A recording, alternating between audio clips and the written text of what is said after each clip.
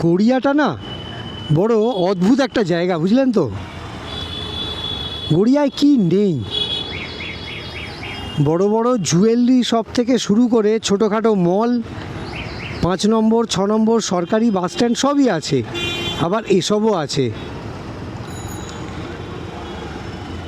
আমার বাড়ির এরিয়া বলে যে আমাকে সব কিছু ঠিক ঠিক বলতে হবে বা ভালো বলতে হবে এমন কোনো কথা নেই, কিন্তু যেটা ঠিক যেটা উচিত সেটা তো বলতেই হবে। আমি জাস্ট একটা সাইড আপাতত দেখাচ্ছি, আর একটু এগিয়ে গিয়ে রাস্তার উল্টো দিকটাও দেখাবো। দেখে আশা করি আপনারা খুব ভালো করে বুঝতে পারছেন যে আমি কি বলতে চাইছি, কি বোঝাতে চাইছি।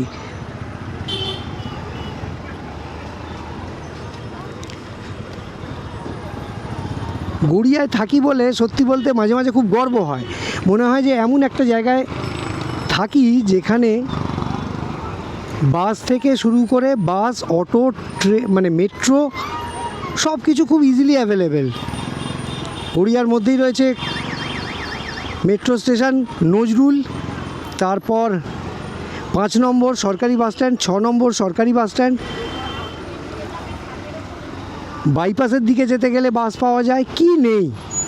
গড়িয়া থেকে যেদিকে যেতে চাইবেন খুব ইজিলি যেতে পারবেন। এবার দেখুন ডান দিকটা, তবে গড়িয়া হলো একটা বড় ঘিঞ্জি এরিয়া। এত কিছু থাকা সত্ত্বেও রাস্তার পাশ দিয়ে ভালো করে হাঁটা যায় না।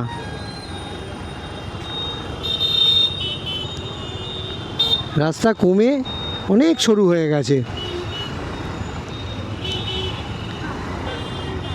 এতক্ষণে হয়তো অনেকেই আছেন যারা আমার আগের ভিডিওগুলো দেখেছেন, তারা ভাবতে শুরু করেছেন যে এই লোকটা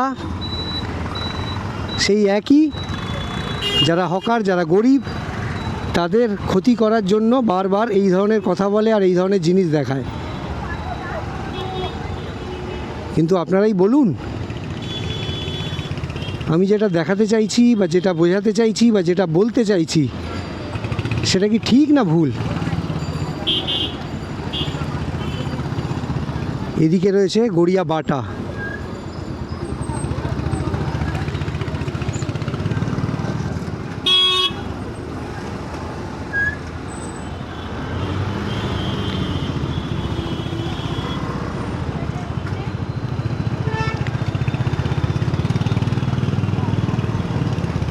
দেখুন, এবার আমি ডান দিক নেব, মানে 6 নম্বর বাস স্ট্যান্ডের দিকটা যাব।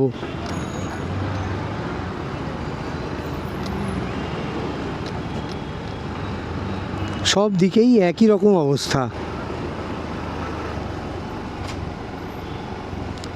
এদিকে রয়েছে 6 নম্বর বাস স্ট্যান্ড।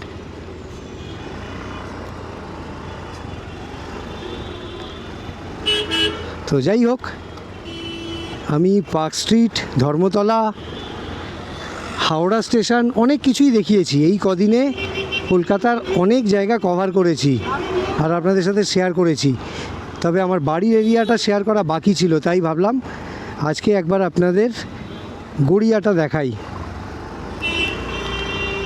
তো ভিডিও শেষে সেই কথাটাই একবার বলবো যে আমার ভিডিও, আমার চেষ্টা যদি আপনাদের ভালো লাগে তাহলে আমার চ্যানেলটাকে সাবস্ক্রাইব আর আমার ভিডিওটাকে লাইক আর শেয়ার করে দেবেন। এরকমই কোনো ভিডিওতে কলকাতার অন্য কোনো অংশে আবার দেখা হবে, কথা হবে। ভালো থাকবেন, টাটা।